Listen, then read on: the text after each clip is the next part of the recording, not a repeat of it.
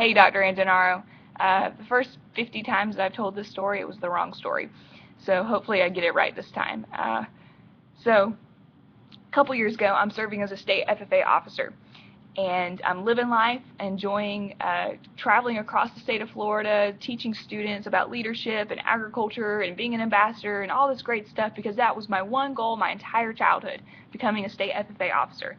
But I was extremely miserable, and here's why.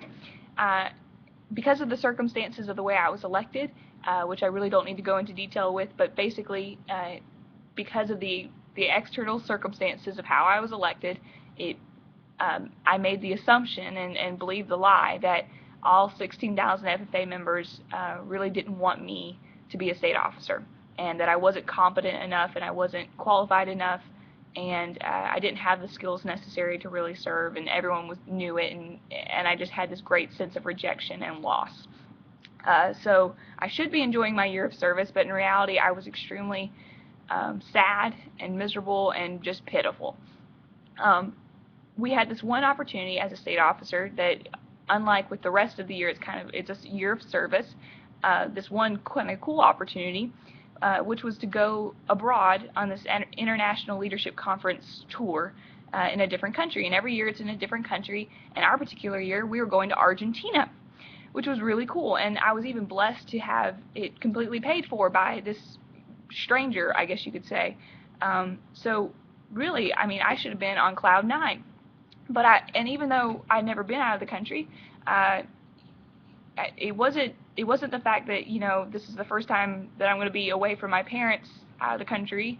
That wasn't bothering me. I wasn't worried about losing my passport or my luggage or even the language barrier or anything like that. I was more concerned at that point, as we prepared to go to Argentina for 12 days, I believe. I was more concerned with what the other state officers who were going to be there were going to think of me, and I was worried about how my hair was going to look and how much I was going to be able to pack as far as clothes and stuff. I was worried about you know, what I was going to eat and all these very self-centered thoughts. So we board our plane, fly the 12 hours, we get there. There's 80-something state officers from all across the country, and I, like I said, it fell into the trap of being very self-consumed with how I was feeling and what others were thinking of me, and the fact that the girls were so much prettier than I was, and I wasn't as charismatic as some of the other state officers because they were just bouncing around like woos, making friends, and I was wowsy woo woo Eeyore those first couple of days. And in fact, what's sad is that I can't even remember the first couple of days that in Argentina, because I was that self-centered. I was so blinded by my thoughts and the cloud of self-destructiveness in my head that I couldn't even see Argentina. We were staying in Buenos Aires, I butchered that, I know, for the first couple of days, and the breaking point, thankfully it happened a little bit earlier in the 12 days than later. We're at this hotel in the middle of the city, a 4-star hotel. I was staying with a couple other girls in a room that they were from other states, and of course I was jealous of them because they were gorgeous, and I had my little twin-size bed by the window, and I'm just sobbing, like crazy 5-year-old sobbing in my bed, as if someone had taken away my favorite toy or something. Just cried because I was so miserable and so wishing that I could just go home. This is like day 4 of our trip, because I was that miserable, thinking that everyone hated me and I was just stupid and worthless and ugly and blah blah blah blah blah, pitiful bleh. And finally, as you can hear the cars honking and lights, and it was chaos outside in a way. That was kind of scary too.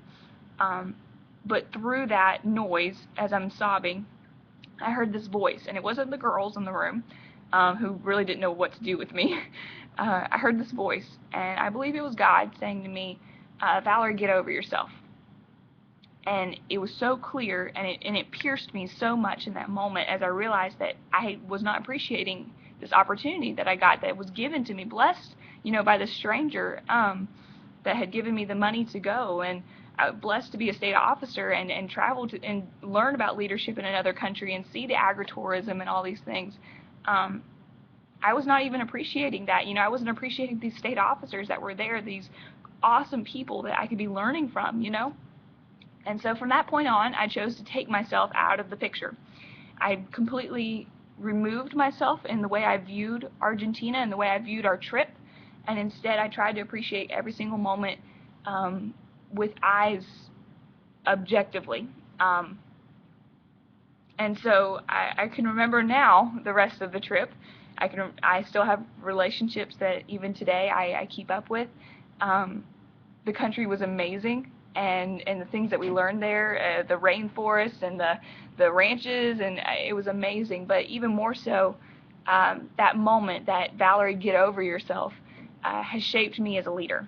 I want to, in every way, to be selfless as much as possible, as much as humanly possible, for the sake of relationships and for the sake of seeing things, because I think so many times we allow our thoughts to cloud what's really going on in front of us and keep us from being there, being in the moment.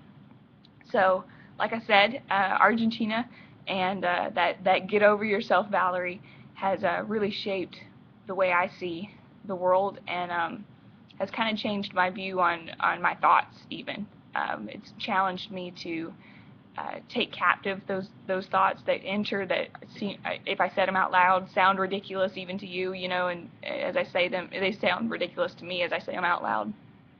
But yeah, that's my story, and that's the right story. We'll see how that goes.